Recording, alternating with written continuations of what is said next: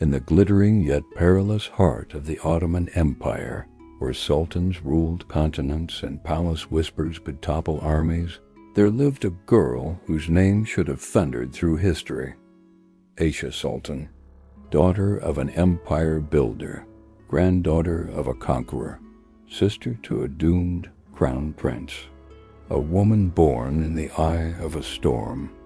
Yet history remembers her only in fragments, a name in the registers of the old palace, a daughter mentioned among many, a bride given to powerful pashas, and then silence.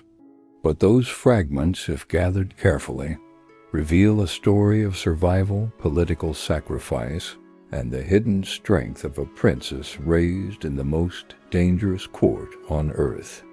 This is her story, the story of a woman overshadowed by giants, navigating a century where Ottoman throne rooms trembled under conspiracies, rebellions, and the shifting sands of imperial destiny.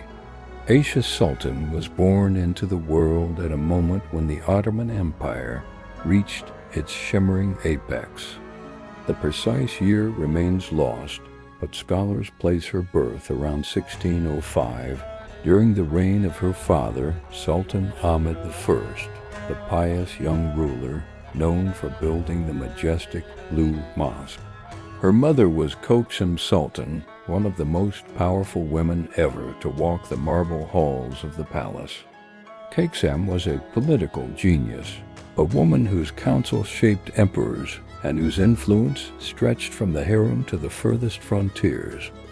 Ayşe was born into this dynasty of eagles. Her father, Ahmed I, was a complex man, intelligent, poetic, deeply religious, but surrounded by treachery. He had ascended the throne at 13, inheriting rebellions, wars, and the crumbling remnants of his predecessor's excesses. But despite the turmoil, the birth of Ayşe Sultan brought joy into the palace. She was raised with all the luxuries of imperial bloodline: silks, Persian tutors, musicians, and handmaidens drawn from the four corners of the empire. Her brothers included future sultans: Murad IV, the iron-fisted ruler who restored the empire's glory through deadly force; Ibrahim I, the tragic sultan known for instability and ultimately strangled by his own janissaries. Her family was brilliant, volatile, and dangerous, a dynasty forged in fire.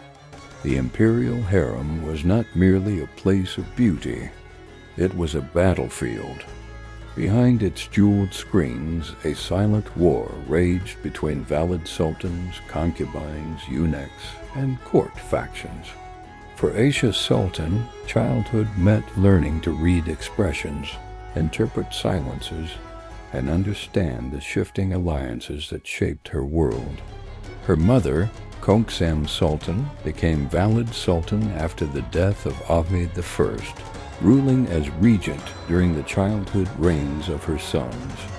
Under Kosem's dominion, Ayşe saw firsthand how power was wielded without a sword, with letters, alliances, and secrets. The palace witnessed the deposition and execution of young Osman II, the rise of Murad IV, the executions of rebellious janissaries, the spreading corruption of court officials, and the savage purges Murad carried out to restore order. Ayşe lived through all of it, shielded but aware. She watched as her mother guided the empire through storms, sometimes benevolent, sometimes ruthless. In the harem, girls learned music, poetry, and calligraphy, but Ayşe learned something far more valuable: how to survive. Ottoman princesses married not for romance, but for political strategy. They were the diplomatic threads the empire wove across its provinces, binding powerful families to the throne. Ayşe Sultan's first marriage was to Nasuh Pasha, a wealthy and influential statesman. The wedding was spectacular. Caravans of gifts, streets lined with dancers, ships on the Bosphorus illuminated with torches. Yet a palace marriage was not a fairy tale. Nasu Pasha fell from grace and was executed in 1614, a chilling reminder of how swiftly the blade could fall in the Ottoman world. Ayşe, widowed early, returned to the palace. Her second marriage was arranged with Hafiz Ahmed Pasha, a Grand Vizier and respected military commander. He, too, met a violent end, lynched by rebellious Janissaries in 1632. Twice married, twice widowed by politics, Ayşe's life became an echo of the empire's volatility. To understand Ayşe is to understand the empire she lived in. She witnessed the authoritarian reign of her brother Murad IV, who banned alcohol, tobacco, and coffee, and executed anyone who defied him, even nobles, soldiers, and imams. The Baghdad campaign, where Murad personally led his army to recapture the city in 1638. The ascent and descent of her brother Ibrahim, whose mental instability plunged the empire into crises, and whose reign ended with his forced execution. Ayşe saw siblings crowned and siblings murdered. She saw power concentrated and lost. She saw rebellions rise like storms on every horizon. Yet she endured, silent, calculating, watching. Ayşe's mother ruled longer than any woman in Ottoman history. She was the architect behind the reigns of Ahmed I, Murad IV, Ibrahim I, and even her grandson Mehmed IV, whom she helped place on the throne in 1648. But the palace was changing. A new rival emerged. Turhan Sultan, mother of Mehmed IV, a young woman determined to break Qasim's dominance. Ayşe lived through the final and most catastrophic battle of the Harem, the assassination of Qasim Sultan in 1651. Qasim was strangled by silk cords, slain in her own chambers by agents loyal to Turhan Sultan. For Ayşe, it was not merely the death of a mother, it was the end of an era.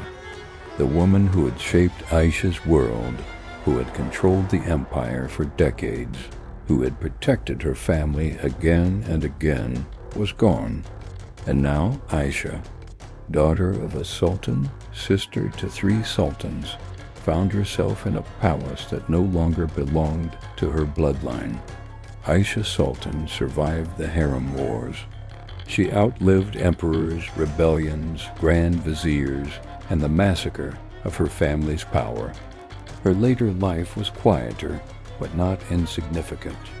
She remained a respected elder princess, involved in charitable endowments, vakif, supporting mosques, maintaining schools, and influencing provincial appointments through the prestige of her lineage. She died in 1657 during the early reign of Mehmed IV. She was buried in the Sultan Afan Masa mausoleum, resting near her father, a final gesture that ensured she would not be forgotten completely. Ayşe Sultan was not a warrior. She was not a regent. She left no diary, no letters, no political proclamations. And yet, her life intersects with every major turning point of the 17th century Ottoman Empire. She was daughter of Sultan Ahmed I, daughter of Qasim Sultan, sister of Murad IV, sister of Ibrahim I, aunt to Mehmed IV, wife to 2 grand viziers, survivor of coups, rebellions, and palace assassinations. In her life, the empire rose, fractured, revived, and nearly tore itself apart. She survived it all, though history remembered her only in brief mentions. Her life is a reminder of the countless women of the Ottoman dynasty whose destinies shaped the political fabric of their age. not through armies or decrees, but through endurance, intelligence, and sheer will. Ayşe Sultan lived quietly, but she lived at the center of a world on fire. And in that silence, she left behind a legacy more powerful than any recorded speech. Survival in the face of the impossible.